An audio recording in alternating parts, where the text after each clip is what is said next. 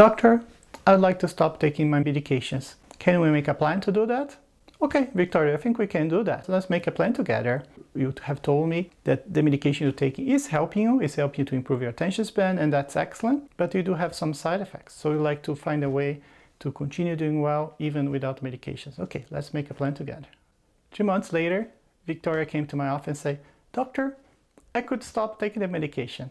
The plan we made is working. You know what? I'm running for 15 minutes in the morning, another 15 minutes at lunch, and I could see it makes exactly the same effect what my medication was making for me. This exercise in the morning at lunch is improving my attention span the same way as the medication was for me. You know, the medication was helping before. Yes, it was, but I don't feel I need it anymore. It has been already 3 weeks since I have been off the medication, and I'm still feeling fantastic. And then her father told me, you know what, doctor? The books you told us 3 months ago were really helpful. You told us about the book Spark from Dr. Ratey, and also the book Feeling Good by Dr. Burns, and we both read it. Now Victoria read it, and I read it too. And let me tell one thing, I have struggled before with depression years ago, and I even attended therapy for 3 years. And you know what? I read this book, The Feeling Good and the Spark from Dr. Ratey, and I found them to be more helpful than 3 years of therapy. You know, I learned so many coping skills to cope with depression. The book Feeling Good is really amazing. I found it more helpful than 3 years of therapy that I attended before. Thank you. It was a really great tips. Then I told Victoria that I'm really happy that the knowledge from this book has helped you too. No, of course, don't forget to talk with your family doctor about your specific treatment, right? But if the book helped you, I'm happy for you too. Victoria said, yes, doctor, I found the information on the both books to really have helped me to make that plan together with you on how to be able to stop taking the medication for ADHD. And then I told Victoria, this is really phenomenal, you know, and I have to give you credit. You're the one who came here, right, to see me. You're the one who really read the books that I recommend. That did the same. So you both did the homework. That's excellent. That's what I have found worked the best when both the teenager and the parent all use the same books I recommend. That's when things usually work the best, because then we can all talk about the information together and the treatment is so much more effective. So I'm really happy you use all these resources and help us make a plan to take you off the medication. And then a few months later, Victoria came to see me last time, and I asked her, how are we doing? And she told me, yes, she continued doing really well. She continued exercising a little bit in the morning, a little bit at lunch, and it has continued helping her to be focused. Depression never came back either. And she told me one of the reasons too she decided to start reading the books right away is because there was a wait time of several weeks to start seeing a counselor here in the region. So she's like, okay, I don't want to wait to get better. I want to get better immediately. So she knew the books could help her, so she started reading the books while she waited for the therapy. But fortunately for her, as she told me, by the time she was called to see the therapist, she didn't feel there was a need anymore. She was all the depression and the attention problems all had been solved.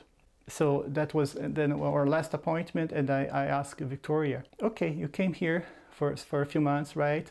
And you talked with me, you took a medication for ADHD for a few months, and the medication did help you while you took it, but now you feel you don't need it anymore, and good for you, right?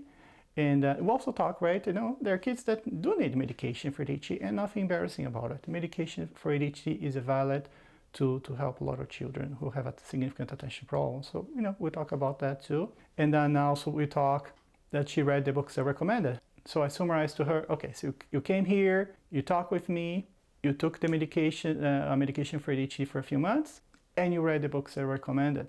Okay, so my question for you is, what helped you the most? And please, I want you to be honest, even if you think you're going to offend me. Okay, so which of the three? And then Victoria turned to me, she said, doctor, the books were the most helpful. And I told her, Victoria, that was exactly my hope, right? That was exactly, I hope it would happen, because then what this is telling me is that you really learn the skills that will help you to be healthy, not just now, but for years ahead. So good job. This is really fantastic. So I hope it will continue going well for you. But if things change, you know, if by any chance the depression come back, or the attention problems are different because of the way your life goes in the future, your family doctor can always request a reassessment with me or a different child psychiatrist. Again, you and your dad, thumbs up for you both. You both did phenomenal. So you deserve the improvement you had. Okay. This story tells us a few important facts. There are coping skills we can develop to help us overcome anxiety problems, depression, and ADHD. Studies indicate, for example, that 2/3 of the patients who read that book could overcome their depression just reading that book. And that's really amazing. So that was the information I gave to Victoria early on in her treatment. I gave to her and to her father and help her, again, to make a plan to overcome her depression. And also Victoria learned in the book Spark, and also learned in appointments with me, that physical activity can be excellent to help children, teenagers, and adults to improve their attention span. It's not always enough to allow children, teenagers, or adults to stop taking medication for ADHD, but frequently help. We always recommend for the child to be assessed by the child's family doctor to be sure that there is no limitations on what kind of physical activity the child can engage on. So this story is based on real situations I had at my office. No confidential information was disclosed. Don't forget to subscribe to continue watching our videos. Please check the video description for terms of use of this video and also for the list of resources mentioned. Thank you for watching.